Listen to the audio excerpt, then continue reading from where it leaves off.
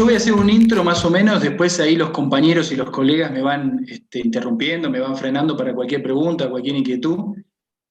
Primero, bueno, presentarme para los amigos, para los conocidos, los que están escuchando. Mi nombre es Sebastián González, llevo 8 años radicado aquí en México, precisamente en Guadalajara.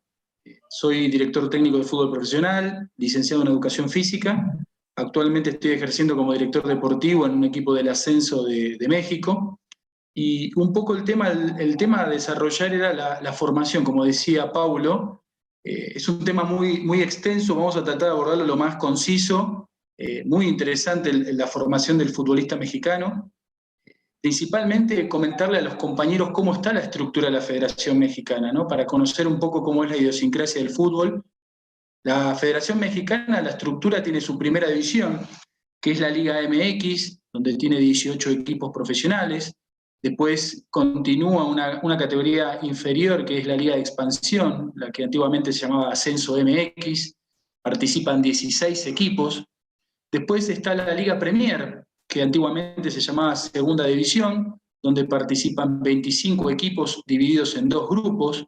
Después, por cuestiones administrativas y burocráticas, tienen derecho a ascenso a la Liga de Expansión algunos y otros no.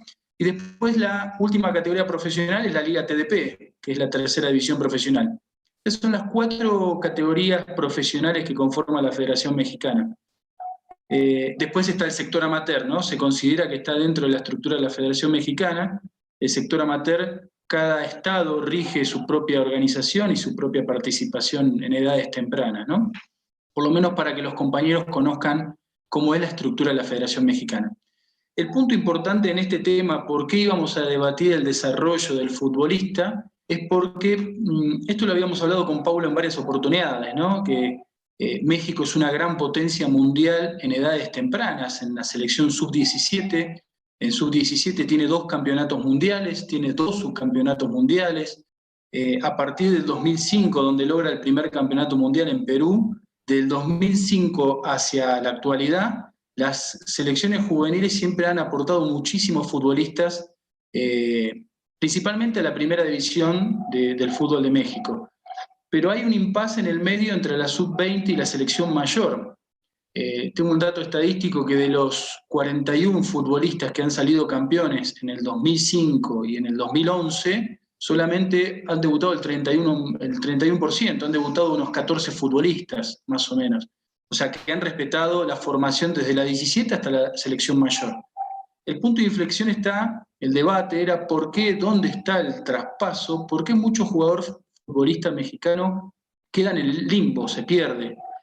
Terminan debutando otras camadas de futbolistas en la selección mayor. Entonces acá se arma el disparador de la formación y educación del propiamente jugador mexicano.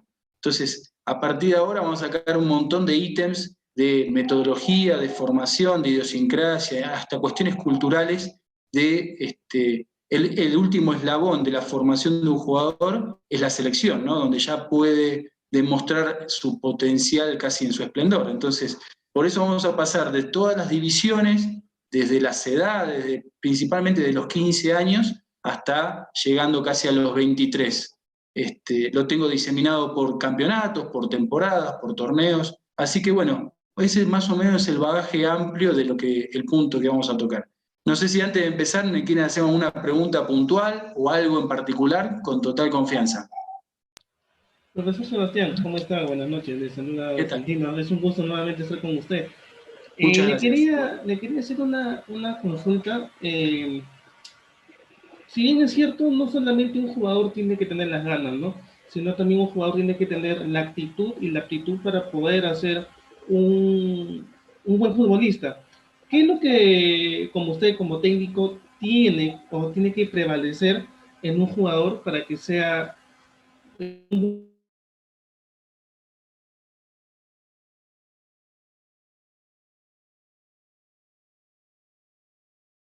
fútbol? Eso es una muy buena pregunta, justo iba relacionado a uno de los conceptos que íbamos a tocar. Hoy el director técnico principalmente tiene que tener un bagaje más amplio de lo que estamos acostumbrados a ver, ¿no? No solamente el director técnico tiene que tener conocimientos deportivos, técnicos, tácticos o físicos, El director técnico tiene que tener un bagaje más amplio, más pedagogo, comprender a nivel individual, a nivel colectivo al futbolista. Tiene que tener muchas herramientas porque el director técnico le puede tocar trabajar en cualquier país, en cualquier división, en cualquier categoría, y el técnico tiene que tener por lo menos una introducción de dónde va a empezar a trabajar. La cultura, la idiosincrasia, la mecánica que se trabaja en la región es muy distinta. Si bien el fútbol es universal, pero el trato y a veces cuestiones culturales son los que nos llevan a no lograr los resultados que uno pretende, ¿no? Entonces, lo más importante es que el entrenador tenga que tener un bagaje amplio, entender la cultura de la región, conocer la idiosincrasia y cómo es la política. Muchas veces por ahí, y ustedes lo saben, ¿no? A veces cuestiones, marcamos a una persona o un técnico según la nacionalidad que tiene. Si sabe, si no sabe, si es egocéntrico, si es soberbio, y a veces son cuestiones de falsos mitos. Por eso es importante, abordando este tema, que el director técnico tiene que tener un conocimiento más amplio, no solamente de fútbol, sino principalmente de lo que es las relaciones interpersonales, ¿no? Eso es el factor fundamental para el trato con el grupo. ¿Puedo hacerte una pregunta, Seba, en relación a eso también? Sí, claro. Porque una de las cosas que a mí me dio la sensación ahora y sobre todo empecé a ver, es como que, sobre todo en Europa creo, como que el entrenador se transformó en un gerente de personalidades, ¿viste? O sea, hoy tiene tantos ayudantes que por ahí están especializados en cosas específicas. Bueno, en mi caso poner un videoanalista, por ahí un analista de rendimiento, los profes. Hoy ya hay hasta ayudantes especialistas en pelota parada o en laterales y demás, que se transformó en el gestor de todo eso. ¿Cómo es allá? ¿Cómo lo ves vos? ¿Cuál es tu...? Porque aparte me pareció bárbaro eso que dijiste antes de que se hizo todo muy individualizado. Hoy el fútbol me da la sensación que va para ese lado, ¿no? El entrenamiento más individualizado que general. Tal cual. Mira, voy a empezar al revés. Fíjate que cuando nos tocó el tema, la cresta de la pandemia, principalmente el año pasado, en las redes sociales o principalmente en Facebook se inundó de trabajos de campo, de ejercicios, de metodologías, de trabajo de preparación física, que me parece excelente, está muy bien. Lo fascinante que tiene el fútbol es que es infinito, no tiene una verdad absoluta. Lo que tratamos de buscar es la aproximación lo más cercano al grupo de turno. Pero fíjate que hay un punto de inflexión que no he visto en redes sociales, el manejo propiamente de factores extrafutbolísticos, que es lo que marca la tendencia hoy. Voy a poner un caso muy particular. En San Lorenzo de Almagro, otra vez renunció un director técnico y hay cuestiones internas de vestuario. Uno habla subjetivamente y con desconocimiento de la causa, ¿no? Pero al punto que quiero llegar es que hoy el director técnico, como me comenta Bruno, además de ser un moderador de conocimientos, es un moderador de emociones. Un moderador de conocimientos porque uno trata de transmitirle un conocimiento de manera individual y de manera colectiva a cada futbolista, saber hasta qué punto hablar, hasta qué punto escuchar, sin perder el liderazgo, sin perder la posición del director técnico, porque es un estrecho muy fino entre el director técnico y el jugador. Entonces, no tiene que ser un monólogo. Uno puede compartir una información, pero no es una verdad absoluta. Es el conocimiento que tenga cada uno que está trabajando en su momento. Uno va incorporando conocimientos a lo largo de su vida y paralelamente se va actualizando. O sea, es un paralelismo entre incorporar un conocimiento y la actualización. A eso mismo el jugador todo el tiempo te está midiendo, si sabés o no sabés, te expone. Entonces muchas veces es el moderador de emociones de que hasta qué punto vos escuchás o le podés sugerir o la opinión a un futbolista. Muchas veces sin querer a los chicos a edades tempranas, 14, 16 años, el director técnico de turno es el que le da la direccionalidad al futuro de su carrera. Todavía siguen existiendo directores técnicos autoritarios que todo el tiempo se basan en el insulto, en el regaño, y entonces hoy cambió muchísimo el fútbol. Antiguamente se utilizaba eso como un mecanismo de formación de personalidad. Mientras más me enojo, mientras más te regaño o más te reto, el jugador potencia su personalidad.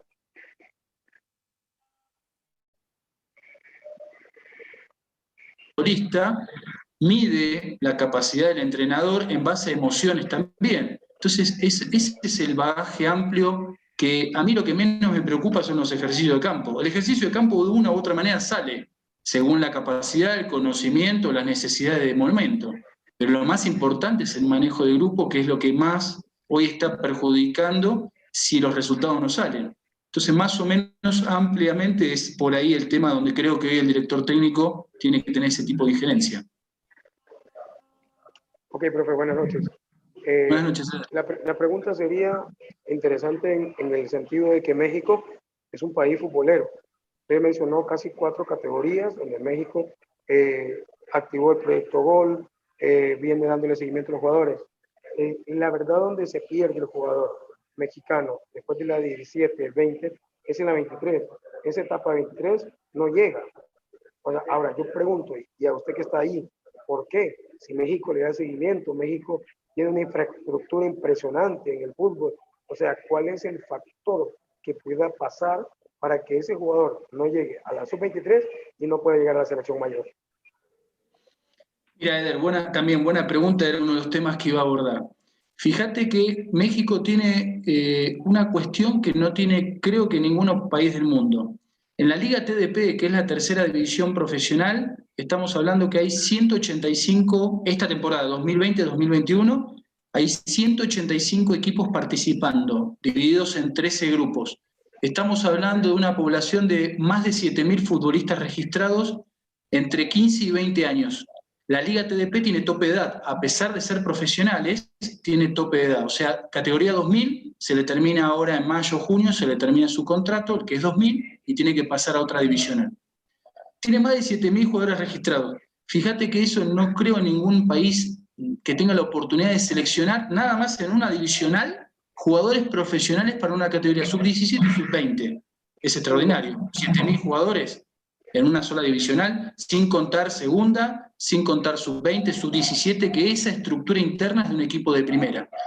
Sub-20 y sub-17 vendrían a ser como las divisiones inferiores en Sudamérica o en Argentina principalmente. No está dentro de la estructura de la Federación Mexicana. Muchos confunden que una sub-20, una sub-17, una sub-15 está dentro de la estructura de la Federación Mexicana. Es falso. Esa estructura es la estructura de un equipo de primera división, cosa que no pasa en equipos de ascenso. Entonces, tenés un bagaje tan amplio de selección de jugadores que por eso México se vuelve una potencia en 17. Ahora, el punto de inflexión donde creo que por ahí uno de los ítems que está perjudicando es las etapas distales que tiene esto mismo, de ser sub-13, sub-15, sub-17, sub-20. O sea, usted tiene la posibilidad de jugar con chicos de su edad, o 2 años más chicos, o 2 años más grandes. La etapa evolutiva en una etapa de crecimiento como la adolescencia no puede ser tan distal, por una cuestión de formación psicológica, fisiológica, neurológica, sin contar los aspectos físicos.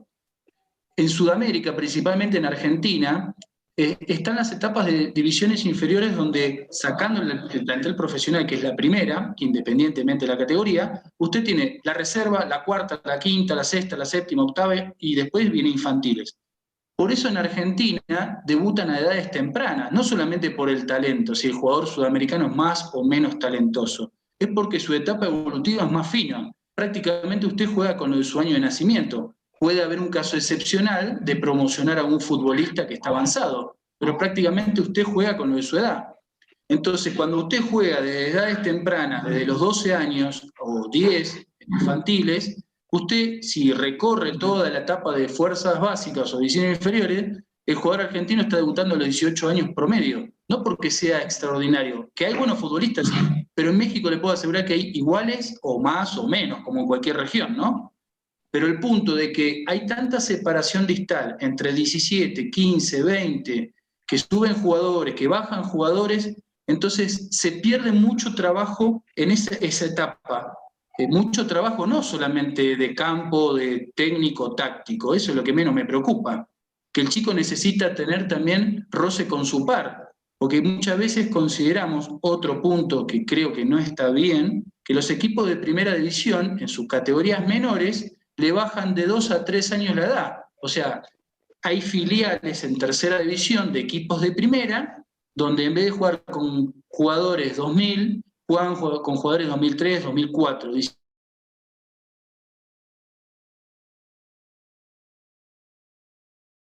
Levantamos todo el aula o todo este equipo, todos estos alumnos, porque tenemos que adelantarle la capacidad.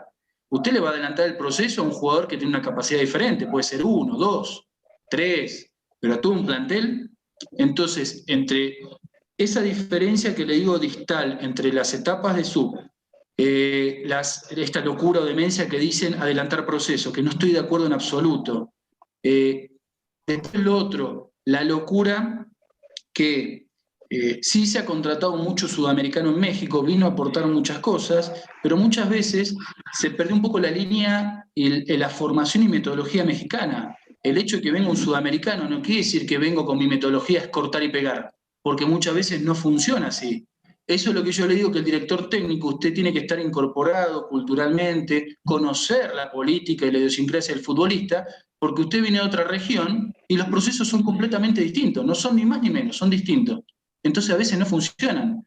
Han venido muchos sudamericanos a trabajar, muchos hicieron buenos trabajos, pero otros no funcionaron, no porque hayan trabajado mal, porque no conocían la cultura de la región. El mexicano necesita otro tipo de proceso, no más ni menos, distinto. Entonces, a veces consideramos que el brasileño, el futbolista, es extraordinario. Está subestimado, muchas veces está subestimado el jugador mexicano, entendiendo que le falta, o siempre hay cuestiones que, le pongo un ejemplo rápido, a mucha gente que conoce más que yo el fútbol mexicano, hasta hace unos 20, 25 años atrás, el futbolista promedio mexicano debutaba a los 24, 25 años en primera división. Hoy tiene 18 años y ya dicen que es viejo. Entonces, es una locura entender que si hace un tiempo atrás, a los 25 y hoy a los 18, sufre ajustes el fútbol porque va mutando, va modificándose, pero tampoco decir que el jugador a los 18 años ya está viejo. Entonces, uno escucha tantas cosas en el medio que hasta lo confunden, los mitos. Entonces, por eso trato de abarcar en una charla puntual, hay muchos más ítems, ¿no? Y se los puedo describir, pero trato de ser lo más conciso y directo para que se entienda dónde se pierde el proceso de formación. Y eso que la selección mexicana en Toulon tiene un campeonato, Toulon va modificando, ahora cambió el torneo de Esperanza de Toulon, se llama Maurice Revelo. Siempre va modificando, es sub-21, sub-22, sub-23. México ha tenido buenas participaciones, tiene un torneo de Esperanza de Toulon, tiene 2 mundiales sub-17, que me estoy olvidando la medalla olímpica de 2012. Entonces, si vamos a la edad de entre 15 y 20 años, México tiene muchísimo potencial. Pero ¿qué pasa en la mayor? Ahí está el punto. Profe, la última pregunta. Es que el punto, yo siento con todo el respeto que usted merece, se salta un poco. Porque la tendencia y la teoría sería, ¿qué pasa con una selección de México sub-17 o sub-20? Pongamos sub-20, campeona del mundo. Campeona del mundo. ¿Por qué? ¿Cuál es el factor de que esta generación no pueda ser la que reemplace para los próximos Juegos Olímpicos? Se lo digo porque Honduras ha eliminado a México en 3 ocasiones. Incluso Honduras eliminó a Estados Unidos en varias ocasiones para ir a los Juegos Olímpicos, si no me equivoco. Entonces, ¿qué pasa con una selección de México que viene siendo campeona sub-20? No puede mantenerse y llevar a ese mismo estilo de juego a una sub-23 y poderla llevar a Juegos Olímpicos, donde en varios torneos no han participado. Mira, Eder, yo te voy a comentar desde cuestiones deportivas. Después sabés que atrás de todo esto hay cuestiones políticas, cuestiones, obviamente el fútbol es un negocio y hay cuestiones de patrocinadores. Yo te voy a hablar nada más desde lo deportivo. Desde lo deportivo, sí, porque en realidad hay muchas cosas que hay de trasfondo que uno conoce y otro que desconoce. Desde lo deportivo creo que la modificación permanente de directores técnicos les cambia un poco la directriz o la metodología al plantel de turno. Se han modificado de 2012 hasta la actualidad entrenadores de 20, de 17, de 15, inclusive en la mayor. Otro de los puntos que influyen en la mayor es el cambio, fíjese un punto, ¿no? No es por hablar por ningún colega, Martino está haciendo un gran, excelente trabajo, su antecesor era Osorio, Martino argentino, Osorio colombiano, y mi pregunta es, ¿por qué la Federación Mexicana en algún punto tiene que llegar a elegir un técnico mexicano? Si estamos hablando que ya está codeándose con las potencias, ¿por qué no le estamos dando la oportunidad a un técnico mexicano que mejor conoce la idiosincrasia? Lo que En pasa el es que, cambio, lo que sí, pasa, profe, es que ya se le dio al Piojo Herrera, que es un buen técnico. Lo que pasa, sí, ¿sabe cuál es el problema? Carácter. El técnico debe tener carácter. Al jugador le gusta y le fascina ese técnico que grita. Lamentablemente, estamos en el siglo XXI, pero le gusta ese técnico que le insulta, que le falta el respeto muchas veces. Eso es lo que le gusta al jugador, lamentablemente. Entonces, le voy a hacer pero una pregunta. sí. Yo sé que, con todo el respeto, pero a veces yo caigo mal y siempre aquí en Honduras lo hacía, por ir directamente al grano. Hay directores técnicos que le dice, tal vez es amigo del amigo del amigo, y le dice, llámame a mi hijo, llámame a este, llámame al otro. Viene por él. Sí, Bueno, ahí sí. está.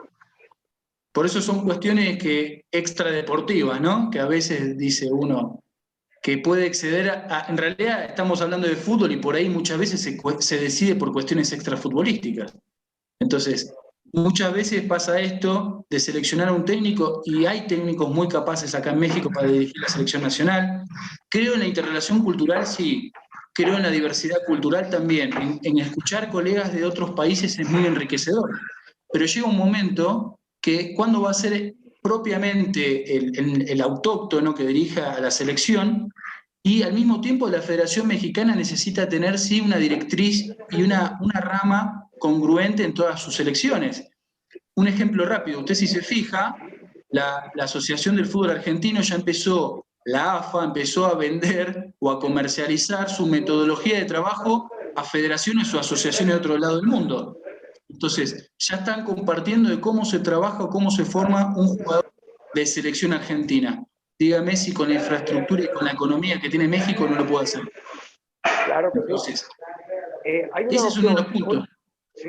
Por ejemplo, profe, aquí en Honduras, ponerle un ejemplo, tuvimos la mejor selección con Primitivo Maradiaga. Ramón Maradiaga, técnico desde 1996 hasta 2004, si no me equivoco.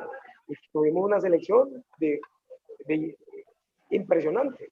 Y no fuimos a Francia, 98, no fuimos a Corea, Japón, 2002 y no fuimos a Alemania 2006 con una generación espectacular. Vino Reinaldo Rueda y nos llevó 28 años después a una selección. Luego vino la colita que dejó este señor Suárez y nos llevó a Brasil. Entonces, no sé, no entiendo. Usted dice técnico nacional, pero ya se demostró el técnico nacional no demuestra la jerarquía o no imprime el respeto que podía tener un técnico extranjero. A veces por eso lo buscan, para ponerle un ejemplo. Ahora, imagínese con toda la globalización que hay, las redes sociales, las relaciones que tienen entre federaciones y asociaciones. Dígame si en un momento los candidatos o el candidato a dirigir una selección mayor, previamente la federación, para eso están los presidentes, los directivos y las distintas funciones, no puede tener interrelación con otras federaciones o asociaciones para empezar a intercambiar cultura futbolística. Es como si usted le diga, mire, vaya a esta universidad que a usted le van a enseñar de acá a 4 a 6 años, le van a enseñar una profesión o le van a desarrollar su capacidad. El tema es tener la estrategia y las interrelaciones entre federaciones y asociaciones. Entonces, creo que un técnico de un país que está en desarrollo, tranquilamente en un proceso de 5 a 10 años puede capacitar a un staff de entrenadores para después distribuirlo en mayor, en categorías juveniles e infantiles. Entonces, pero esa es la estrategia de cada federación u organismo. Variables hay infinitas, depende de la inteligencia de cada uno. Entonces creo que la Federación Mexicana tiene la infraestructura, tiene la economía para enseñar y capacitar alrededor del mundo a diversidad de entrenadores. Entonces, pero eso depende de las estrategias de cada uno que esté al frente o de la dirección. Ojo, no estoy diciendo que se están haciendo las cosas mal. Creo que hay que abrir más el abanico de posibilidades. Porque lo que estamos buscando en la selección mayor es el resultado, punto. a ver si la selección de México pasa a un quinto partido en el Mundial, porque desde el 86 no se logra. A ver si, o sea, si le ganamos a una potencia como en su momento puede ser Argentina, Brasil, Alemania, España, parece que fuera un batacazo. Y ya no tiene que ser así, tiene que ser algo normal. O como tampoco demeritar si México juega con un país de Centroamérica, si lo golea, está bien, tenía que haberlo goleado. Si gana por la mínima, y hay algo que no está mal. Y si pierde, en realidad tampoco hay que ser tan exitista. El fútbol es abierto, los dos equipos quieren proponer y los dos quieren ganar. El tema que creo que es mucho más integral y mucho más abarcativo. El problema que tienen muchas veces los proyectos es que no tienen directriz. Es nada más buscar un resultado deportivo y del momento. O pensando a 1 o 2 años, como puede ser hipotéticamente un mundial. Pero no tiene una direccionalidad concreta. Para darle oportunidad a los compañeros también que participen, profesor, luego hacer la última pregunta y una comparación. Por ejemplo, en estos últimos años, Estados Unidos tiene una base, ha hecho una base, Alemania también hace una base en el mundo. Para darle un ejemplo de lo que usted decía, que lo puede hacer México. ¿Sabe cuál es el problema de México? Lo mencionaba en algún otro programa que me han invitado. Bueno, el problema de México no es que México se ha quedado. Lo que pasa es que México dejó que otros países evolucionaran, dejó que otros países lo alcanzaran. Ahora, México está al mismo nivel de Estados Unidos y por ahí Honduras y Costa Rica se van asemejando, hablando de selección. Entonces, México lo que tiene que tener es un verdadero proyecto para corto o mediano plazo, que tiene que ser para allá con la estructura que tiene México. Pero ahora le pregunto a usted, ¿y qué edad exactamente México debe de empezar a formar estos jugadores y llevarlos a un proceso? Por ejemplo, nosotros decimos en Honduras, para mí ya Qatar está lejos, estamos eliminados, Honduras está eliminado, pero podemos tener un proceso para ir al Mundial del 26, que sería una oportunidad para nuestras elecciones. ¿Qué edad sería la mejor para poder llevar un proceso?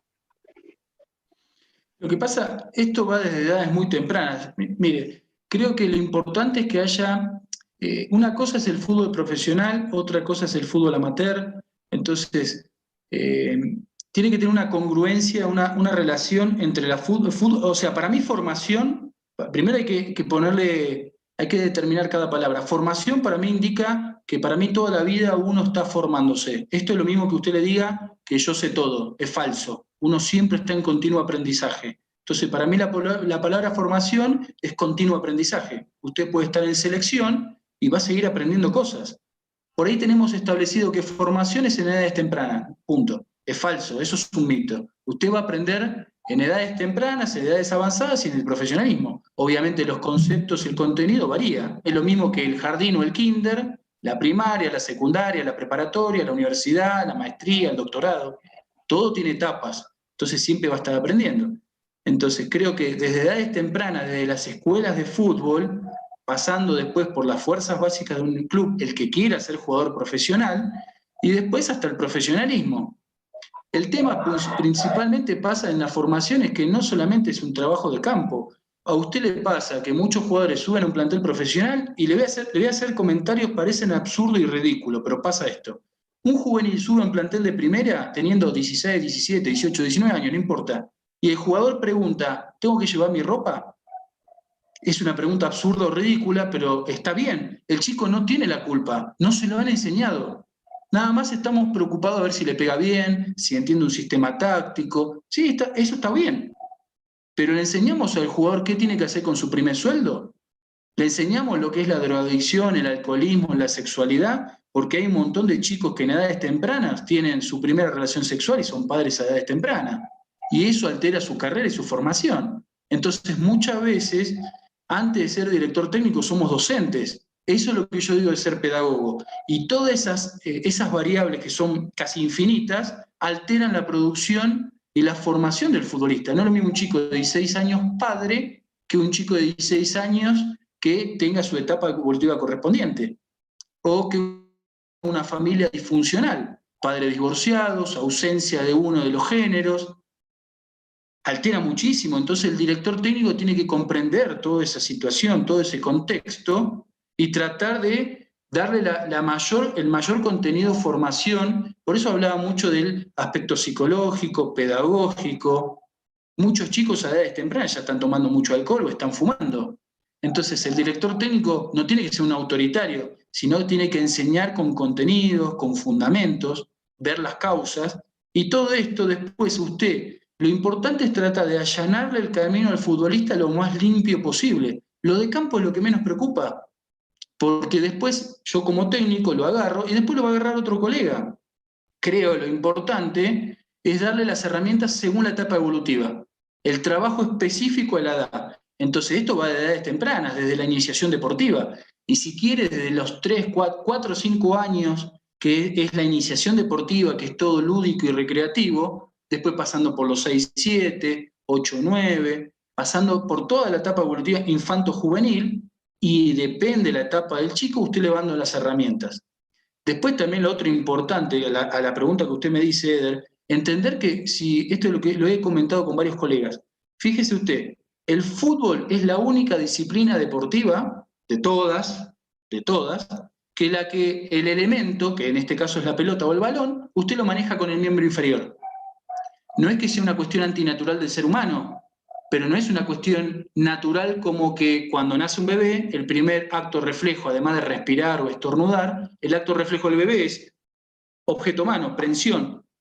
Entonces imagínese, si un jugador tiene que manipular un objeto pie, que no es una cuestión natural del ser humano, es complejo. Todas las demás disciplinas deportivas, hockey, básquet, vóley, béisbol, todo es objeto mano, objeto implemento o implemento mano.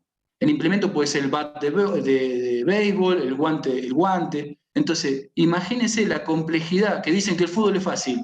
No es fácil, no es fácil. Transmitir una señal neurológica, una cuestión mecánica para la manipulación objeto-pie es compleja. Y le estamos diciendo al jugador, pegale bien. O sea, todo se remite, pegale bien. ¿Por qué no le pegas bien a la pelota? ¿Por qué no le haces bien el pase? ¿Por qué no le pegaste al arco? Y nos estamos enojando con jugadores de 8, 10, 12 años. O sea, imagínense la locura, ¿no? Por eso es importante ir a las raíces, a las bases de qué es formación, qué le tengo que dar al jugador en una edad determinada, inclusive en edades avanzadas. Porque yo le puedo hablar de trabajo de campo infinito, le puedo hablar de preparación física, pero eso nada más es algo paliativo. Lo que voy a hacer es tratar de sacar un resultado emergente en el momento. Pero después lo que pasa, ¿y el jugador dónde quedó en el futuro? ¿Es una persona dependiente? Ah, tuve gran empatía con Sebastián, buen director técnico, buen tipo. ¿Y después? Entonces, no es que solamente Sebastián es un buen tipo o no, lo que vos quieras. Lo importante es que el técnico que va a tomar la función del jugador a posteriori ya lo tenga más completo. Y el técnico siguiente le tiene que dar más herramientas. O sea, es un proceso muy, muy amplio. Perdón por ahí, a veces si no me entienden, me paran y me preguntan, ¿eh? A mí lo que menos me preocupa es el trabajo de campo. A mí me importa más la formación psicológica y pedagógica del jugador. Perdón que me extendí, ¿eh? Profesor, disculpe, aquí consultarle nada más, estaba muy, muy atento a lo que dice antes de dar el pase a, bueno, a nuestros invitados, está, bueno, en este caso Bruno, perdón, a Alejandro, que está acá acá en el medio, justamente también para que opine, igual Bruno, consultarle, profesor, no sé si en un momento, pero sí quería preguntar esto, ¿cómo manejar un grupo de futbolistas? Por dar un ejemplo, el tema del técnico de River, ¿no? ¿Cómo manejas un plantel para que siempre esté en competencia, para que siempre gane? Porque, o sea, no sé si ha visto, pero es la mentalidad de ganar, ganar, ganar, pero ¿cómo un técnico le transfiere eso al jugador? Mira, te puedo dar una opinión muy subjetiva y lo poco que puedo llegar a hablar con algún directivo conocido de River. Uno puede hablar con poco conocimiento de causa porque hay que estar dentro del plantel o conocerlo en vivo y en directo a Marcelo Gallardo, ¿no? Desde una opinión subjetiva, lo que creo de Marcelo, que es un técnico, esto es lo que estábamos hablando, ¿no? Un técnico que los resultados en realidad pasan a un segundo plano, metafóricamente hablando, porque sabiendo lo que es River en su magnitud, prácticamente tiene que ganar o pelear todo lo que juega. Él es una persona, lo que hace es comprender al jugador, lo que hace es contener. A él no se preocupa tanto por los 11 que van a jugar, él se preocupa por todo el plantel. Por eso muchas veces las manifestaciones o las ruedas de prensa de los futbolistas hablan de Marcelo como un padre, como una excelente persona, o sea, excede la función de director técnico, ya queda en otro plano. O sea, para él, el ser director técnico pasa a ser como un tutor. Y eso es lo más extraordinario que te puede pasar como persona, que un grupo de jugadores se manifiesten y han pasado camadas de jugadores, que mantenga su trabajo, independientemente de los resultados deportivos. Marcelo lo que entiende es al jugador. Él lo vivió en primera persona y antes de ser jugador es un ser humano. Es lo que le hablábamos recién con Bruno y con los muchachos, que el director técnico para mí es un moderador de emociones. Si vos comprendés y orientás al futbolista, seguramente te va a comprender. Y a veces le queremos dar respuesta a todo, queremos explicarle cómo es esto, y a veces el jugador lo único que quiere es hacer catarsis, quiere contarte tu problema y no quiere respuesta, pero se saca una mochila de encima. Entonces el director técnico no tiene que tener respuesta para todo, a veces necesita escuchar. Entonces creo que Marcelo tiene esa tendencia de escuchar, es un gran orientador, es un líder natural y los resultados deportivos vienen por decantación. Seguramente puede pasar una circunstancia deportiva que no logre algo, pero para mí, o sea, es lo mismo que yo te pregunte qué es el éxito. Entonces, si perdés es malo, si ganás sos exitoso. Para mí la palabra éxito es mucho más amplia de que lograr un resultado deportivo. Lo que pasa como el fútbol se volvió tan exitista, el primero es el mejor y el segundo para abajo son todos malos. Entonces, creo que lo de Marcelo es mucho más amplio que ser director técnico. Sí, sin duda, creo que, como bien decía, ¿no? Es como, ya es como si fuese un tutor para todos los jugadores. No sé si Bruno, Alejandro, Santino quisieran aportar algo al tema o incluso dar un nuevo tema para poder conversarlo acá. Sí, a mí me gustaría Bruno, comentar adelante. algo sobre, perdón, sobre lo que estaba diciendo Seba, porque hay cuestiones que dijo él que realmente son importantes, no se dicen en ningún lado, y me parece que no se tiene en cuenta. Por ejemplo, lo que él hablaba del aspecto motor del jugador y desde dónde tiene que resolver, desde el tema de las piernas y todo eso, que queda muy de lado pensando que cualquier futbolista eso lo tiene que tener innato y que son todos de una misma calidad y demás. Y es realmente complejo lo que él plantea. Lo que pasa es que realmente no se escucha ni se habla de ningún... Yo te juro, lo charlamos en la intimidad nuestra como cuerpo técnico, pero no se ha hablado, yo públicamente es la primera vez que lo oigo y me parece genial, porque es un punto no menor. Es muy, a ver, el proceso, por eso que yo me quiero quedar con la parte formativa de lo que está hablando Sebastián, no tanto de la parte de Gallardo o de los procesos de selección mayor, sino con lo otro, porque hay procesos que tal vez, lamentablemente por este exitismo que dice Seba, se terminan cortando, pero dieron resultado, que después van a terminar siendo exitosos por ahí con otro entrenador. Porque por algún motivo el tipo por ahí renuncia o porque por algún motivo lo echan, porque por ahí no cumplió con ese objetivo exitista, pero tal vez hizo una formación impecable. Y después los resultados yo creo que en algún punto caen por decantación. Lo que pasa es que en el fútbol se necesita un tiempo que el fútbol no te da. Entonces, ahí es donde para mí tenemos que hacer esta salvedad con lo que es la formación. En la formación el tiempo creo que es, de por sí tiene que estar, tiene que existir, no se puede adelantar. Creo que Seba en algunos casos hablaba de situaciones en donde se adelantaban procesos. Y es como dijo él, en la que es formativo, bueno, podés ir adelantando procesos, porque es justamente, yo coincido 100% en lo que decía Sebastián, la formación es constante. Puede hoy, lógicamente va a ir cambiando el tipo de conceptos y de cosas que vas adquiriendo de acuerdo a la edad. Pero a mí me da la sensación de que, a ver, Argentina lo sufrió mucho en estos últimos tiempos y se logró acomodar hace 3 o 4 años. Argentina vivió un proceso formativo de selección que donde realmente ni siquiera te acompañan los resultados, porque Argentina durante mucho tiempo ha tenido procesos formativos no buenos, pero acompañaban los resultados porque realmente tienen una muy buena calidad de jugadores. Eh, ahora da la sensación que lo acompaña un proceso formativo. ¿Por qué lo acompaña? Por lo que dijo Sebastián, no es solamente lo que se ve desde el momento en que se prende la cámara. Yo lo puedo hablar por conocimiento de causa porque tenemos chicos que están en la selección acá en Colón, y es impresionante el nivel educativo que tienen esos pibes cuando van a la selección, cosa que uno no se lo hubiera imaginado nunca, el proceso formativo más allá de lo futbolístico.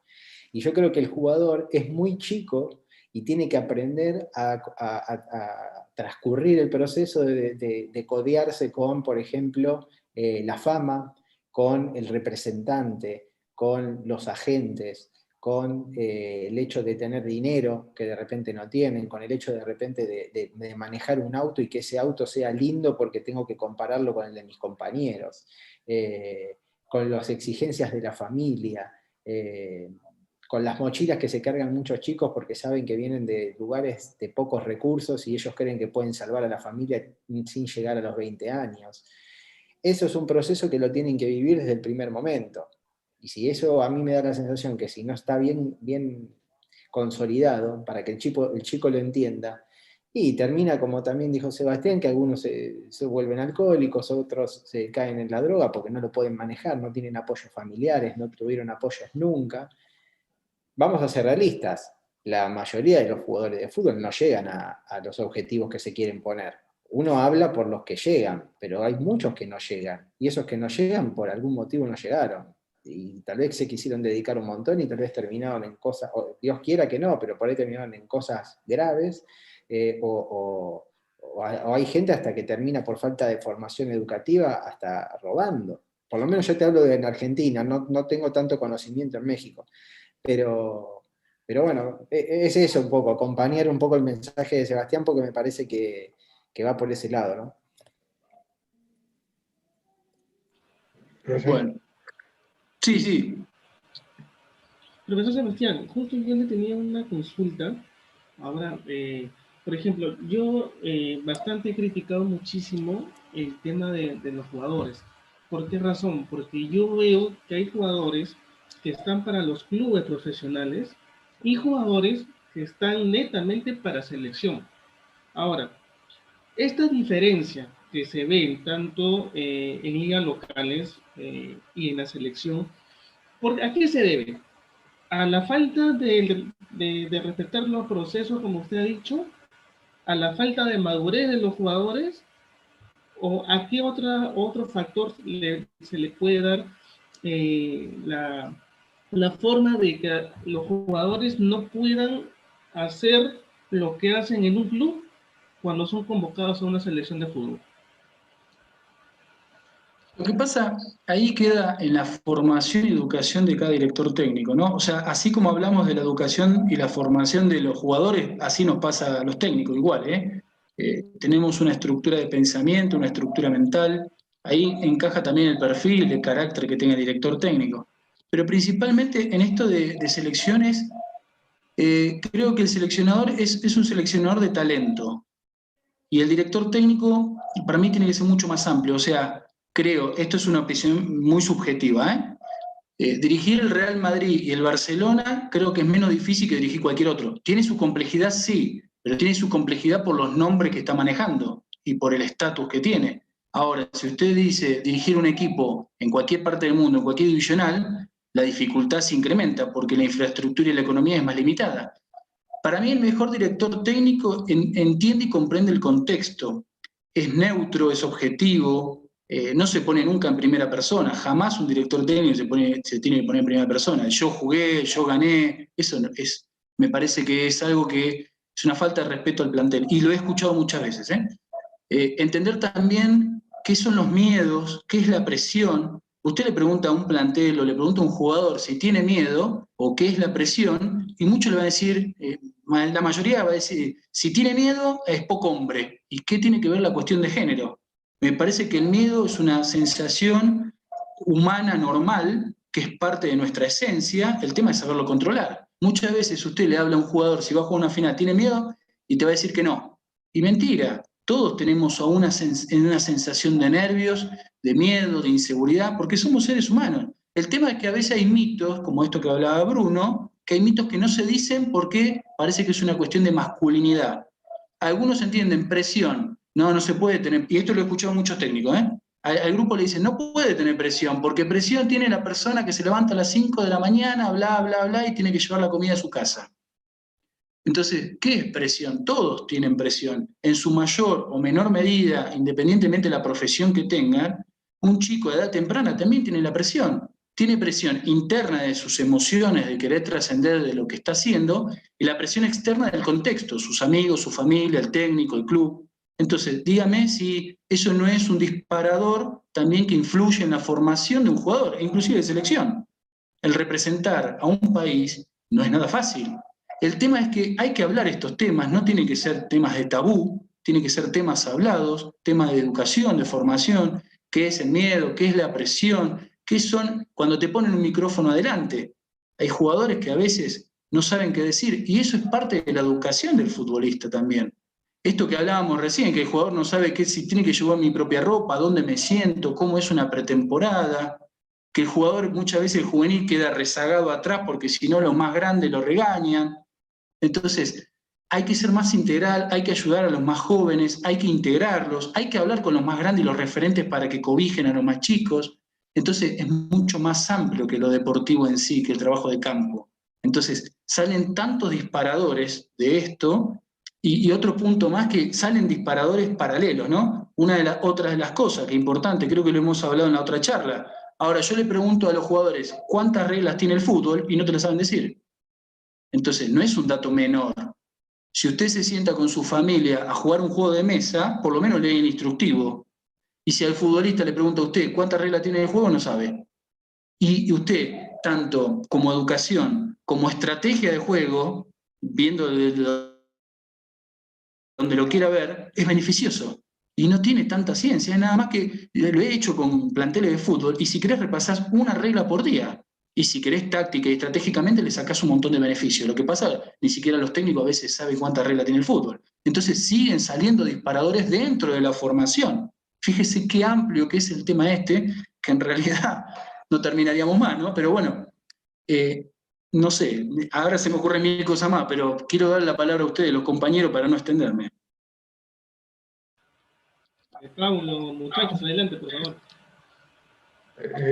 Sí, por favor, a ver, Alejandro, que no ha participado, no sé qué le gustaría mencionar, ya que ha escuchado todo, pero nos gustaría ver su opinión, qué es lo que de repente tiene otra opinión y que quisiéramos consultarle.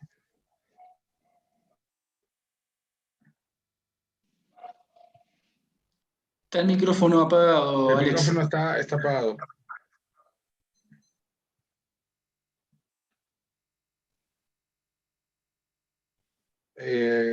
A ver, está justo ¿Sí? ahí sí, ahora sí.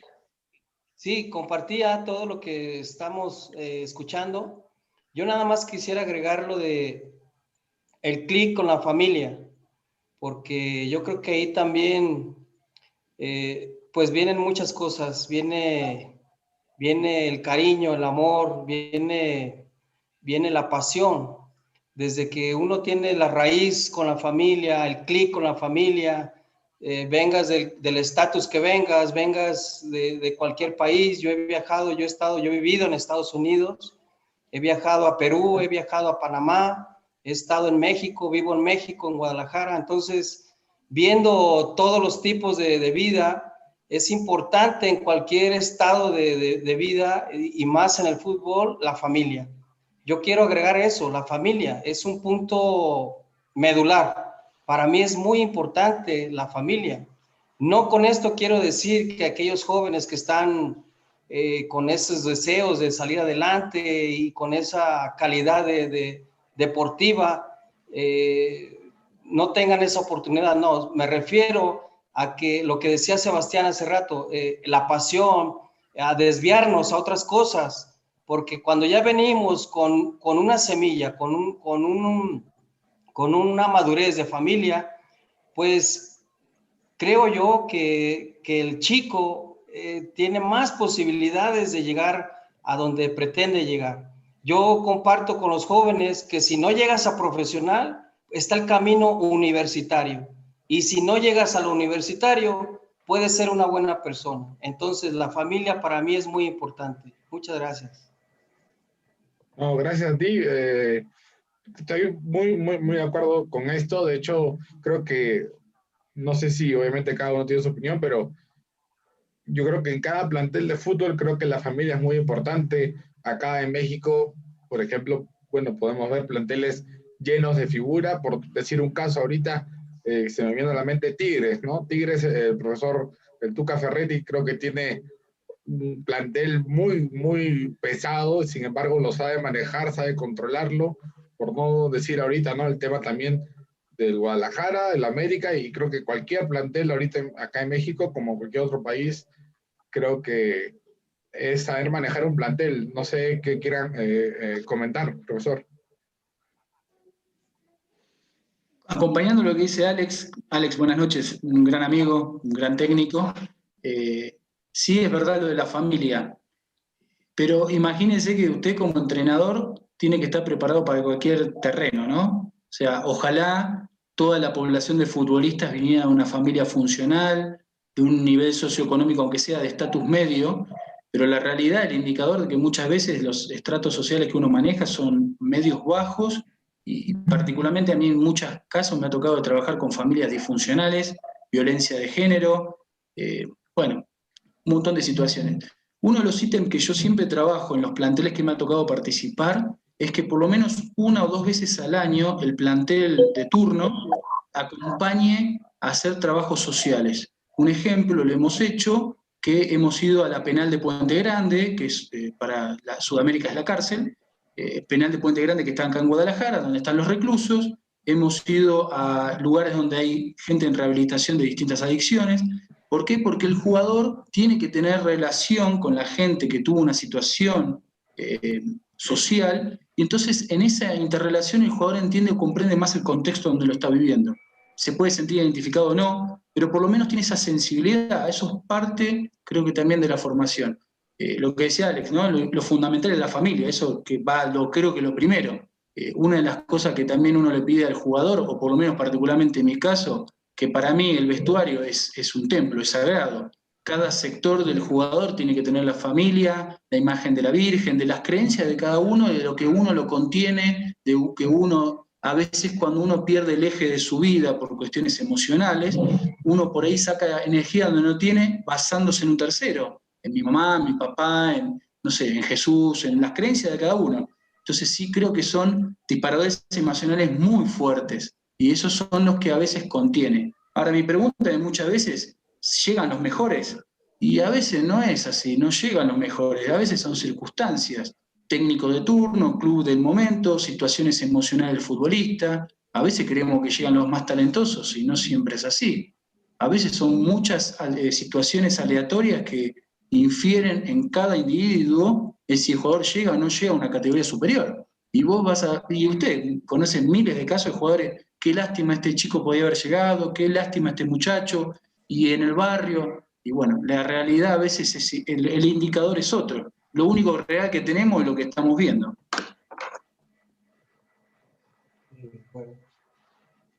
Bruno, ¿quisieras comentar algo?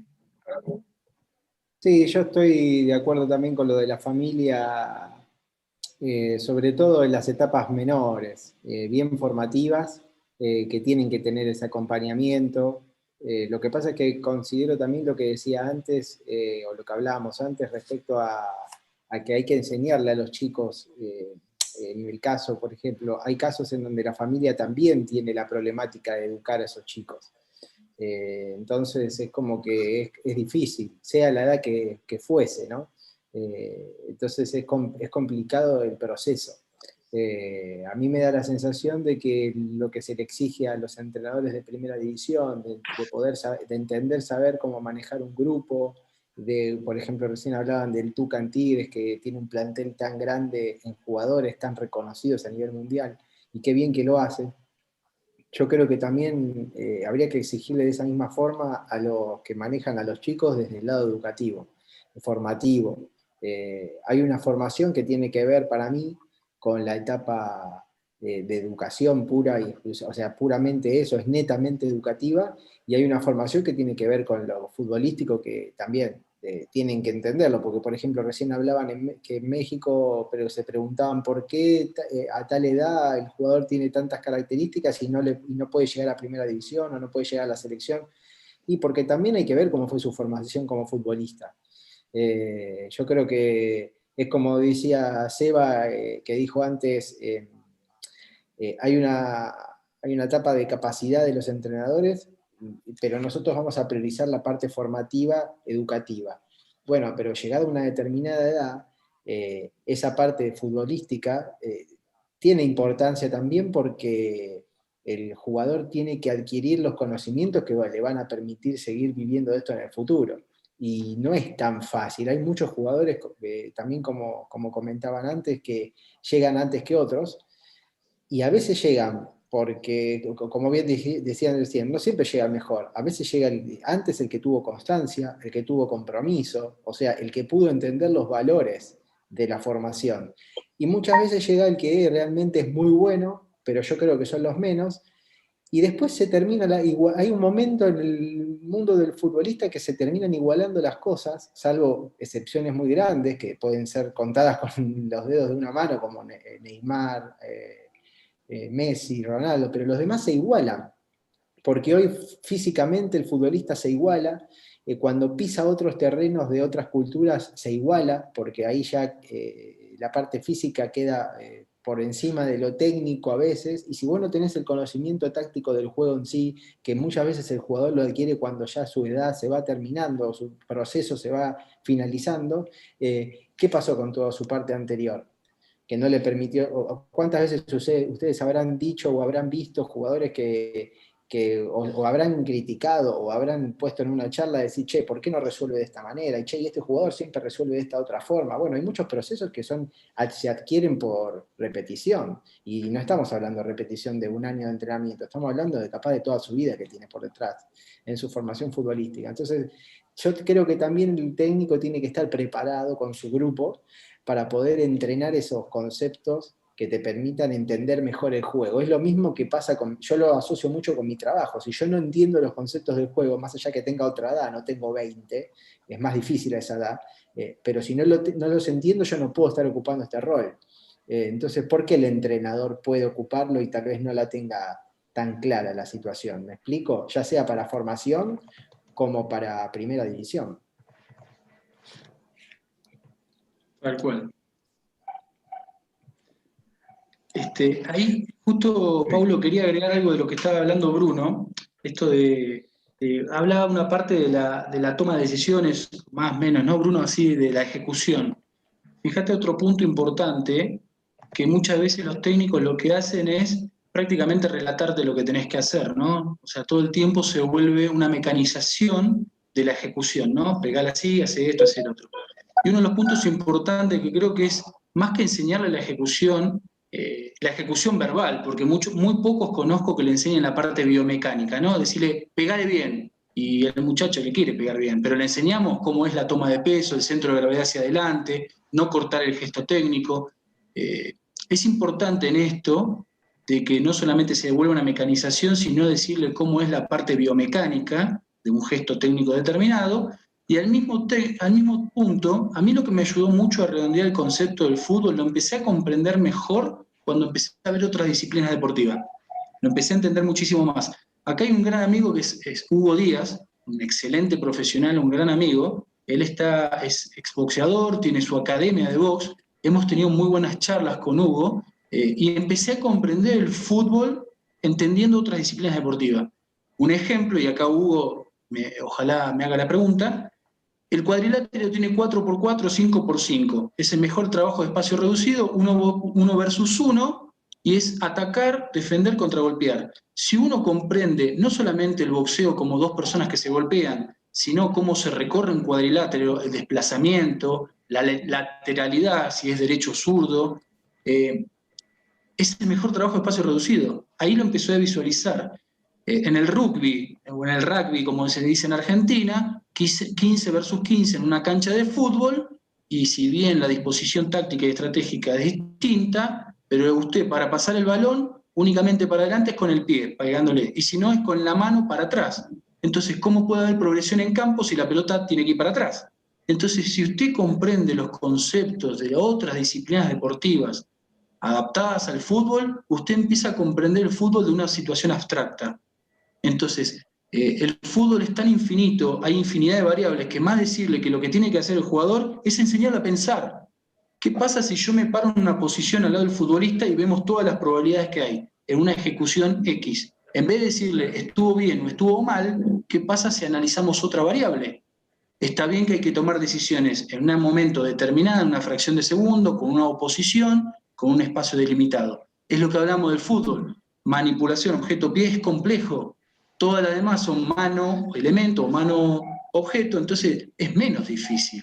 Pero si usted comprende otras disciplinas deportivas, va a ver que al futbolista se le va a hacer mucho más fácil comprender lo abstracto. Lo que no existe, lo que uno, el mapa mental, lo que visualiza, y enseñarle a pensar. Entonces, eso es la parte importante, otra parte de la educación y formación de los técnicos, ¿no? Y el otro último punto, para hacer ya, si quieren pasar las preguntas, con el tema de los estratos sociales, no es que si la persona es de un recurso bajo, hay recursos altos, hay familias funcionales, pero también está el exitismo de que el padre quiere que sea. Muchas veces puede ser un exfutbolista, o a veces pasa de que no, lo que no puedo ser yo, quiero que sea mi hijo. Y la presión está. Entonces, el técnico tiene que comprender todos los estratos sociales, todas las variables. No es psicólogo, pero sí comprender para saber cómo manejar la conducta de ese futbolista. Entonces, fíjese todos los disparadores que salieron en esta charla, y todavía me quedan un montón más, que son súper interesantes en la formación de los jugadores. Sí, de acuerdo. No sé si hay alguna pregunta. Adelante. Sí, Seba, a mí me gustaría preguntarte algo que estabas hablando, por lo menos para conocer tu óptica y sobre todo cómo se da allá. Porque acá es como que siempre queda el interrogante y es algo que yo me vengo preguntando mucho en estos últimos tiempos, es en las metodologías, cómo gestionar. En formativas tal vez es más fácil, digo, porque es como que el jugador está tratando de absorber todo, ¿no? En primera división yo creo que es más difícil, pero cómo llevar esto que hablabas antes de hacerlos pensar. Porque hoy, a nivel general, me parece que todo el mundo se queda con que solamente el jugador piensa si se hace en rondos y que los rondos durante tiempo, porque se instaló eso después de lo que pasó con el Barcelona y demás, pero me parece que pasa por otras cosas, como vos decías recién, de esto, de enseñar un gesto técnico, de enseñar opciones. ¿Cuál querés vos o cuál querés no? ¿Cuál es tu manera de verlo, de afrontarlo, de llevarlo adelante?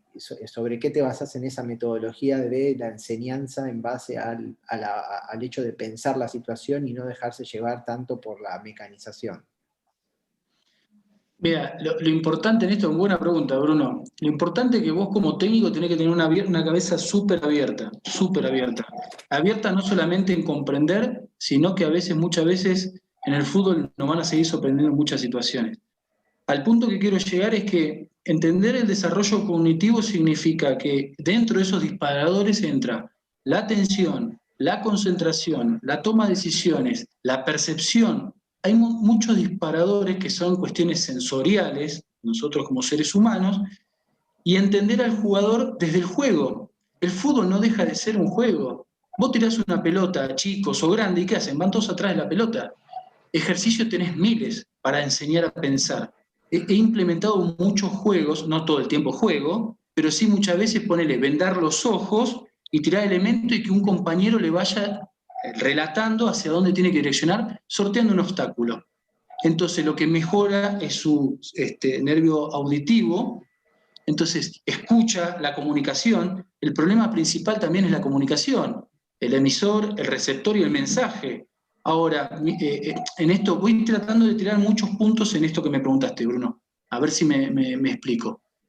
Mi mensaje en esta charla, cada uno de ustedes lo va a comprender según su experiencia y según lo que ustedes estén recepcionando su mapa mental, de lo que trata de explicar Sebastián. Cada uno lo va a interpretar, algunos van a incorporar y otros van a desechar. Pero cada uno lo va a incorporar. Hay un eje en cuestión, pero cada uno se va a quedar con un tema de esta charla. Al jugador le pasa lo mismo. cada uno va a tomar lo que necesita en el momento y hay una parte del mensaje que lo va a comprender a futuro, porque por ahí biomecánicamente el gesto no le sale ahora, le saldrá en un futuro. Entonces acordate que primero el mensaje, el idioma, las características del idioma, de lo que yo trato de transmitir, el mensaje, el contenido y vos cómo lo recepcionás, es el primer punto. El segundo, las variables. ¿Qué variable vas a utilizar para que el chico esté entretenido? Porque yo puedo estar hablando 3 horas, pero si no le interesa, no te presta atención. Otro.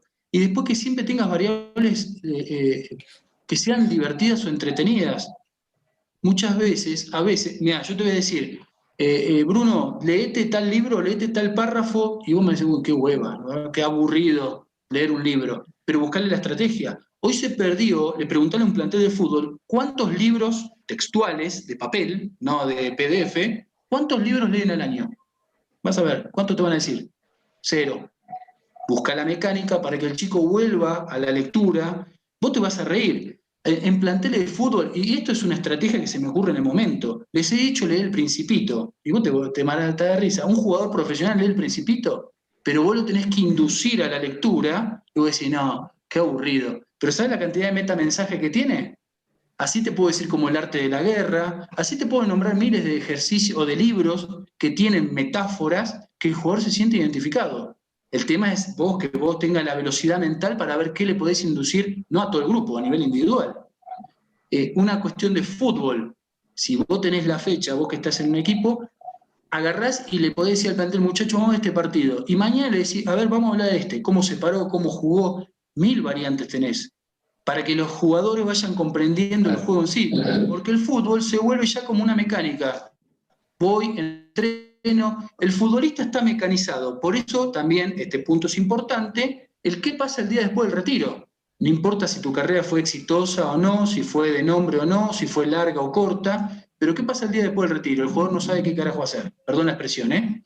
Porque toda tu vida estuvo digitalizada. Cuando entrenás, cuando comés, cuando concentrás, cuando viajás, cuando te vestís, dónde te comés, pero no te enseñan a pensar, solo te enseñan a ejecutar. Así pasa con los trabajos de campo. Entonces el jugador cuando se retira, ¿qué hace? Y no soy técnico. ¿Pero por qué es técnico? ¿Porque realmente lo siente? ¿Porque quiere transferir un conocimiento? ¿O porque es la inercia me lleva a?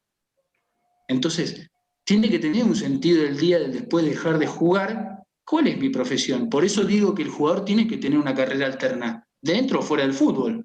Eso también te enseña a tomar decisiones y a pensar. Después yo no digo que piensen como yo, al contrario, no quiero que nadie piense como yo. Si todos piensan parecido igual, estamos complicados. En la diversidad de ideas se puede potenciar el idea misma. Entonces, Bruno, puntualmente tenés tantas variables de ejercicios de campo, ejercicios audiovisuales, estímulos, juegos, no sé lo que vos quieras. Y mismo en las concentraciones, tenés 1000 cosas para hacer. Lo que pasa es que uno la tiene en la cabeza y la va sacando según la necesidad del grupo. Pero es importante enseñarle a pensar. Cuando vos le enseñás a pensar al jugador, ¿sabés qué hace? Encuentra la libertad. Lo que pasa es que el jugador es una persona sometida, el jugador. Está esperando que le digas lo que tiene que hacer, pero no le gusta. No le gusta la disciplina, pero la necesita. Uy, qué cansancio, el técnico me está hablando, pero te escucha. Después, cuando se retira, el jugador tiene estándares. Este técnico en ese momento me volvía loco, pero lo tengo de referente. Cómo me molestaba con aquello. O son situaciones, con este tipo no hacíamos nada, y no lo tenés de ejemplo. Entonces, por eso, cuando vos le enseñás a pensar a un jugador, no solamente te resuelve hoy en el partido del momento, le estás ayudando para toda su vida, no solamente de lo futbolístico. Ese es el problema que estamos teniendo también en la formación. Le decimos lo que tenemos que hacer, pero, a veces no le damos las herramientas, pero le decimos lo que tiene que hacer. Y no le decimos lo que tiene que hacer, pero tampoco le damos las herramientas. Entonces, hay que buscar, es bastante complejo el tema. El tema es tener, lo que yo te decía, como técnico, tener la capacidad tan abierta que utilizar la herramienta justa con el grupo justo y en el momento justo, ¿eh? Porque vos viste que hay técnicos que fueron exitosos en un lado y no le fue bien en otro. Entonces, volvemos a lo mismo, ¿qué es éxito? Yo creo que es eso, tenés que tener la apertura mental para entender el grupo en el momento y las necesidades del momento, rápido. Eso es lo que creo, Bruno. Perdón que me extendí, Y creo que también con respecto a las personas en sí, porque no todas las personas son iguales, entonces capaz que el mismo mensaje para uno, tal vez para el otro es de otra forma, ¿no? Es lo que hablábamos en el mensaje. Y Bruno, y vos lo sabés, y los muchachos lo saben. Imagínate, vos en tu casa tenés diferencia, podés tener una discusión con tu señora, con tu hijo, con lo que vos quieras. Tenés una diferencia por una cuestión de convivencia, no la vas a tener un plantel con 30 tipos. El tema es que esas diferencias o esa problemática hay que hacerla normal. El tema es que no se exagere o que no se salga de los estándares normales. Pero problemática, diferencia, discusiones, la habrás tenido, Bruno. Es normal, no hay que asustarse. Sí, sí. Uy, peleé y tiene algo personal conmigo. Uy, está conmigo, me mandó a la... No, hay que tomarlo como parte de la naturaleza. Por eso a veces no hay que tener respuesta para todo. A veces cuando uno está tan enojado, ¿qué tiene que hacer? Llamarte a silencio, respirar y dejar que la otra persona haga catarsis. A veces es justo, injusto, grato, ingrato, pero a veces el director técnico se tiene que comer cada una que decir, bueno, si tenés la capacidad tenés que dejar que el otro haga catarsis. Por ahí son sus frustraciones que vienen de su casa, no es personal. Entonces nunca hay que tomarlo personal. Son muchas directrices que surgen implícita en el juego o en el deporte y explícita en la vida normal de cada uno, ¿no? Tal cual. Antonio, quisiera comentar algo.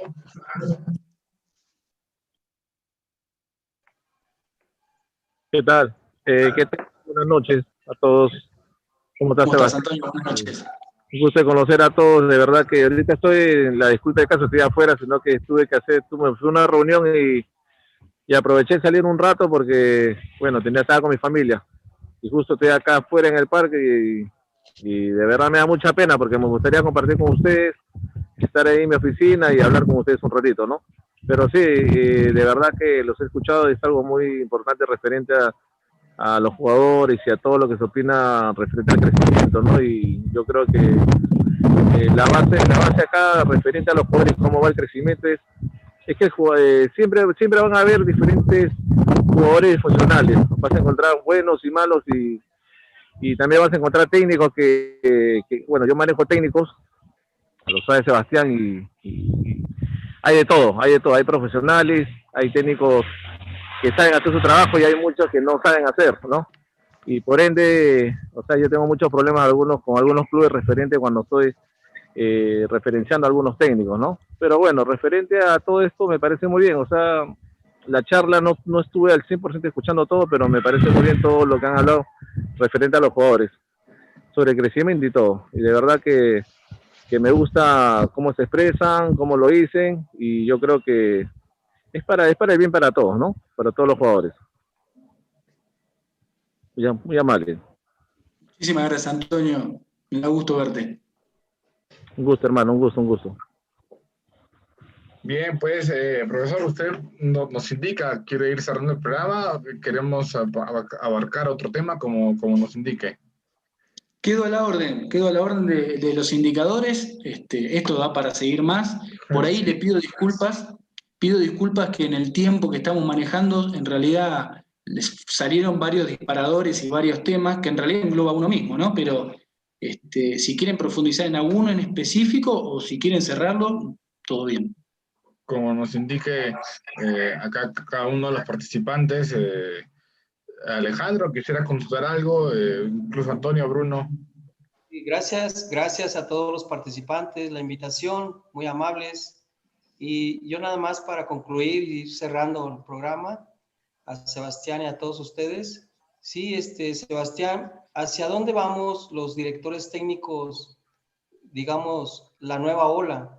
Porque nosotros, bueno, venimos de una formación de años atrás, etcétera, con valores, con cierta metodología, pero ahora los nuevos directores técnicos que se vienen preparando, Sebastián, ¿hacia dónde crees que van a llevar a esta situación? Pues todo lo que hemos compartido, tú, en tu opinión. Gracias. Gracias, Alex. Es verdad, se viene una generación muy nueva. Yo lo veo de dos puntos, ¿no? Lo positivo o sea, como todo siempre hay buenos y malos o regulares profesionales, ¿no? Eso ya se entiende. Pero esta generación lo que tiene que hacer es ser paciente. O sea, es una profesión que prácticamente la paciencia no existe y la vas adquiriendo con los años. Sería bueno que estas generaciones que vengan adquieran, o sea, a mí me gustaría tener el conocimiento de hoy con 20 años menos, ¿no? La paciencia que tengo hoy no la tenía atrás. Creo que nos pasa a todos, ¿no? Entonces, la paciencia, a veces ser más objetivo y no tan crítico, peyorativo, ¿no? La crítica entiendo como una observación objetiva hacia una situación determinada. Pero la crítica peyorativa es con ánimo ofensivo, y a veces no está bueno criticar a un colega, no está bueno, porque cuando uno señala con el dedo te están enseñando tres, ¿no? Más o menos. Entonces, ser paciente tiene más herramientas que en el pasado, sí, hay más herramientas, y cambió la metodología de enseñanza. Antes era más conductista, era por una conducta determinada, era más empírica, hoy hay más herramientas y se vuelve más constructivista. Entonces, va cambiando. Lo único que sí, que es que hay que romper ese paradigma que para mí está sufriendo ayer y hoy, que el técnico es muy celoso de su trabajo y de su conocimiento. Le cuesta muchísimo tener la apertura y sentarse. Tiene que ser un amigo, un técnico muy cercano para compartir experiencias o conocimientos. Es muy raro que un técnico tenga la apertura de decir, mira, ¿qué te parece esto? O cambiar, o modificar, inclusive con su propio cuerpo técnico. A veces es raro encontrar un técnico que tenga la apertura y preguntarle a sus colaboradores una opinión que sea distinta a la de él. Son paradigmas que se tienen que romper. Mucha gente ya lo ha logrado, ¿eh? Estoy hablando más o menos en un rango estándar. Pero sí es un punto, creo, un talón de Aquiles a mejorar en los directores técnicos, tener esa apertura constructiva y hacer el mea culpa. No pasa nada, decir qué hice bien y qué dejé de hacer. No creo en el qué hice mal. Creo que nadie quiere hacer las cosas mal. Creo que sí en el qué hice bien y qué dejé de hacer. A veces dejé de hacer de manera consciente o inconsciente. A veces uno en la emoción o en la toma de decisiones se le escapan un montón de cosas. Por eso tiene sus colaboradores. Entonces, creo que sí hay que partir de ese punto como premisa, generaciones anteriores y actuales, de que sí tiene que haber más coparticipación y tiene que seguir habiendo más capacitación. Creo que los técnicos se reciben de técnico y punto, ya se terminó. Y sabes todas las cosas que todavía nos faltan para aprender, no solamente en fútbol. Creo que lo que a mí particularmente, lo que yo decía de otras disciplinas deportivas, me llevó a comprender en gran porcentaje el fútbol, pero conociendo en pleno el deporte en sí, el reglamento, las metodologías de otras disciplinas deportivas. Entonces creo que son puntos esos a mejorar. Y me estoy incluyendo, porque a veces yo me cuesta abrirme si no encuentro, y te soy sincero, esto lo digo, me cuesta encontrar empatía con mucha gente y compartir charlas. Son muy pocos, a veces uno se pone en su pensamiento personal y no profesional, y si no encuentra empatía, se cierra. Entonces son conductas humanas, nos cuesta a todos, ¿no? Y mientras más grande uno se hace más reservado. Entonces, esto nos pasa a todos, te juntás a tomar un café y vos elegís con quién vas a tomar un café. Y a esa persona vos le vas a contar lo que vos querés, de tu vida privada, de tu vida laboral, profesional. Creo que con el fútbol pasa lo mismo. Son cosas que tenemos que mejorar nosotros como técnicos. Gracias. Sí, permiso, ¿no? Haciendo un comentario de eso. Y Seba, nosotros lo vivimos cuando hicimos el curso acá. Faltan muchas herramientas, por más que el curso pasó mucho tiempo, cambió perspectivas, ha cambiado modalidades, no cambió mucho en el contenido. Entonces es como decís vos, llega un punto que terminás esto, sobre todo gente como nosotros que tal vez no tiene la experiencia de haber sido futbolista, que es más difícil en Argentina entrar sin ser futbolista en el medio, y, y no tenés ese recurso educativo de entender de esto, ¿no? De todo lo que implica. Hoy estamos hablando de que un entrenador es un gestor de emociones, entonces creo que muy poco de eso se pudo haber visto en un curso de entrenadores en Argentina. No sé cómo se maneja en otros lados, pero se centra demasiado en el juego y la realidad es que con eso no te alcanza, pero ni un poquito, pero para nada. Pero bueno, nada, creo que nada, quería hacer ese comentario porque tenía relación a lo que decía Seba y me parece que no sé cómo será en otros lugares del mundo, me encantaría poder descubrirlo, pero en Argentina es como que si no te preparás por tus propios medios y ampliando tu red por un lado de contactos, para poder saber cómo funciona en otros lados, de lecturas, como decía Seba, hay que leer y estudiar, y de prácticas, si no es como que no te alcanza. Sí. Tal cual. Sí, es así.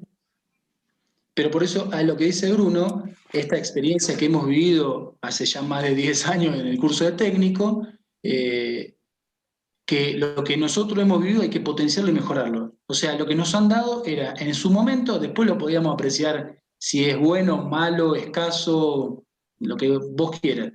Pero si lo que hemos vivido me quedo nada más con el reflector de decir, y a mí me dieron esto y no lo mejoro, entonces no, creo que no soy un buen profesional.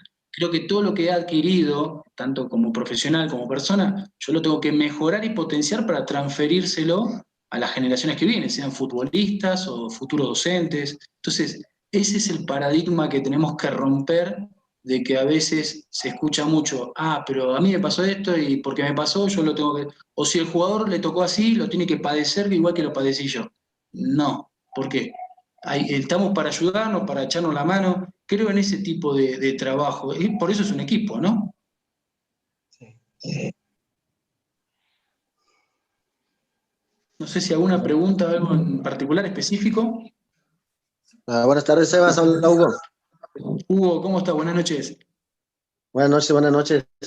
No, pues nada más, sí, me gustaría hacer un comentario, no sé, creo que diste en el clavo, Sebas, con eso que mencionaste de ver otras disciplinas deportivas, ¿no? Creo que eso te ha abierto mucho, hemos tenido buenas pláticas y hemos tomado unas cosas de ahí.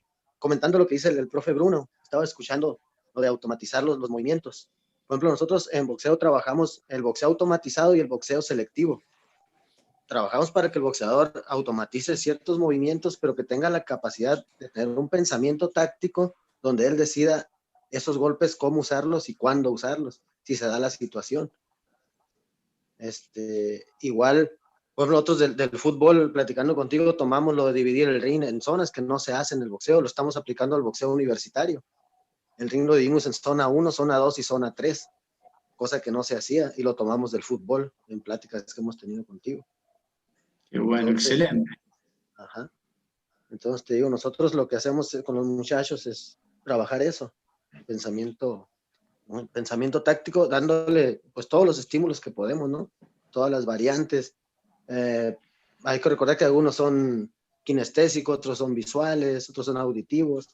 Entonces lo que tratamos de darle los estímulos de todas maneras para que comprendan y tengan un pensamiento táctico bien desarrollado. Qué bueno, Huguito. Justo con Hugo, la verdad que es un gran amigo, está en Ensenada, en Baja California, me ha hecho la invitación, tanto a la Universidad Autónoma de Baja California como a la gente querida ahí de Ensenada, y justo uno de los temas que hemos tenido, en ya trabajos de campo específico, lo que estaba mencionando Hugo, que le mostraba la cancha de fútbol y cuando uno lo arma, bueno, esto habría que verlo, ¿no? Arma el eje vertical y el eje transversal u horizontal, y después arma cuadrantes, ¿no? Tiene una cantidad de metros cuadrados, y para mí es muy importante para que el jugador se identifique y se sienta visualmente cómodo con una zona determinada. No es correr por correr, sino saber cómo desplazarse principalmente en la zona o en el terreno que ocupa. Después venía lo que era táctica y estrategia. Es un poco que hemos tenido muchas charlas con Hugo, la verdad que le agradezco porque me ha compartido tantas experiencias y tenemos muchos también café que tomar, que es muy interesante por el desplazamiento. Es muy parecido a los desplazamientos, obviamente la disciplina es distinta, pero la parte coordinativa, la parte motriz o la parte de toma de decisiones del desplazamiento y las lateralidades son muy parecidas, tanto en el box como en el fútbol. Por ahí parece una demencia lo que estoy diciendo, ¿eh? Es el primer impacto que te agarra como un flash y decís, ¿qué tiene que ver? Pero después viendo y analizando horas y horas de video, tanto de boxeo como de fútbol, te das cuenta cómo es propiamente los desplazamientos en cada disciplina.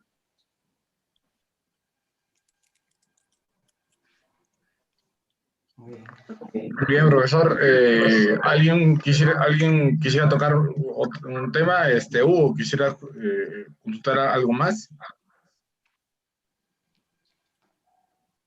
No, pues nos llegué un poquito tarde a la charla, por desgracia, ¿no? Tuvimos una reunión de hecho con la universidad.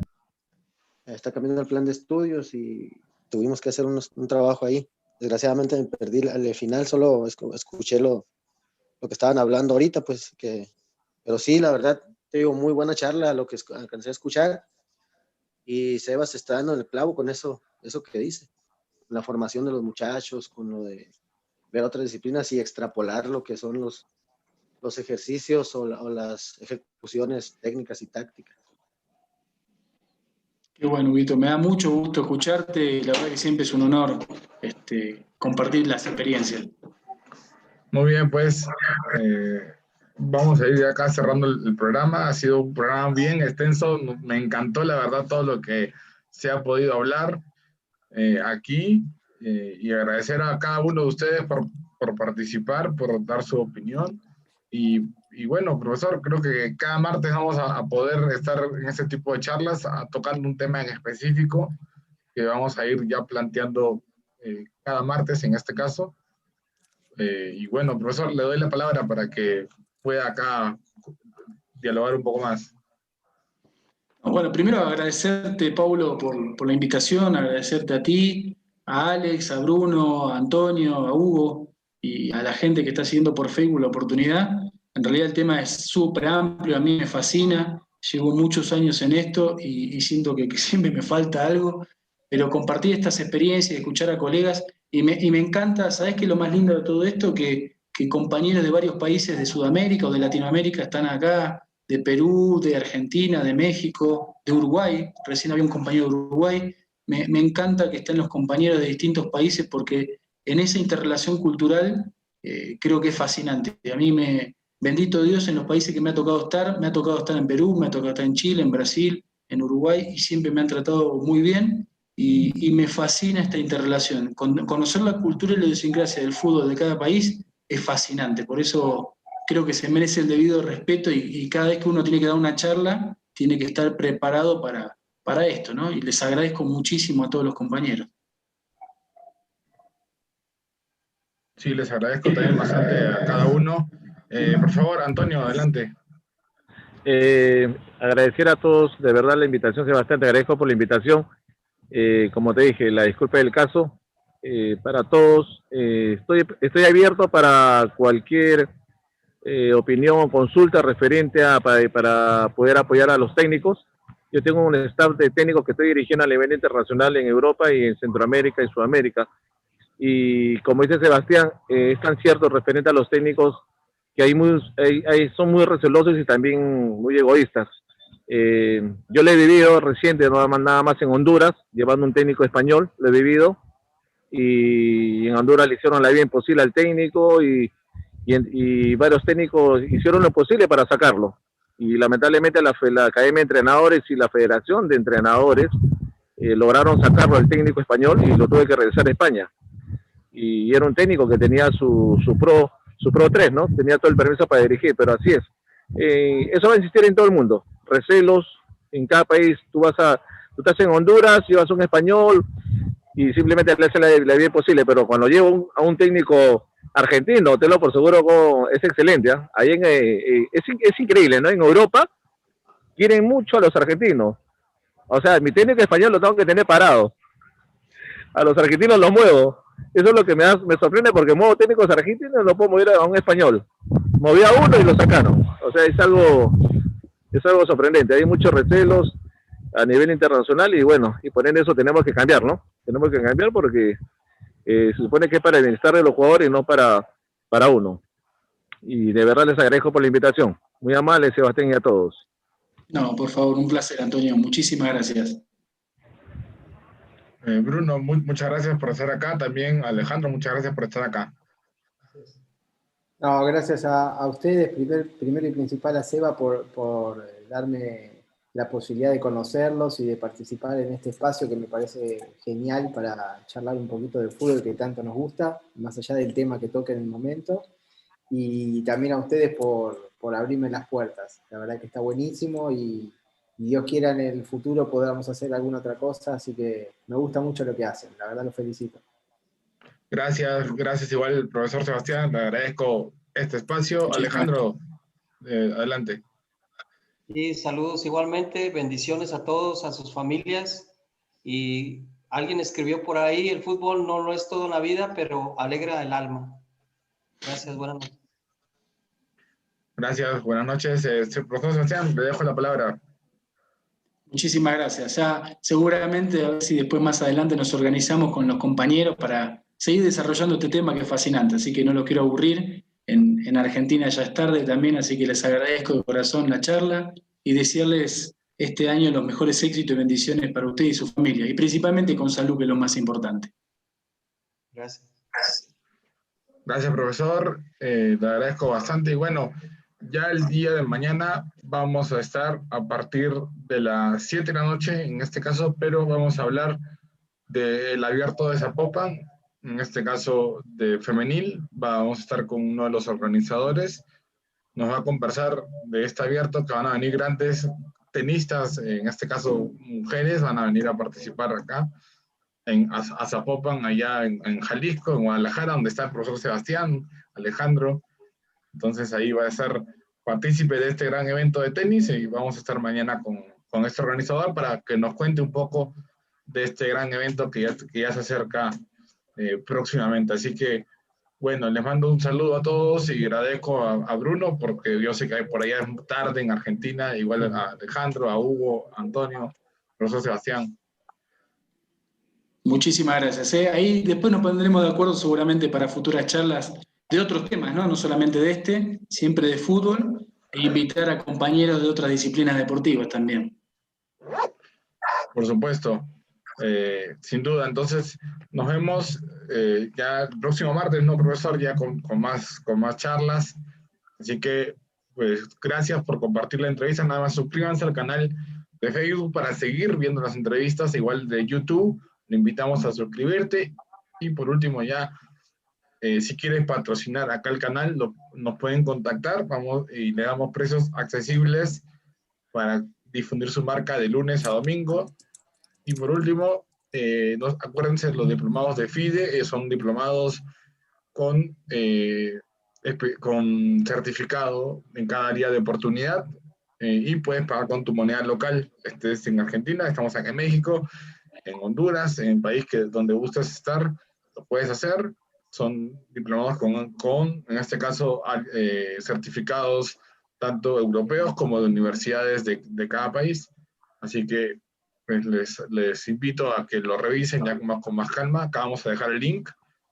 Y bueno, el día de mañana ya volvemos con más programación. Un abrazo a todos y buenas noches. Muchas gracias. Un fuerte abrazo a todos. Que tengan buenas noches. Que tengan buenas noches. Abrazos a todos. Bendiciones. Bendiciones. Abrazos. Gracias. Saludos a todos. Gracias. Nos vemos.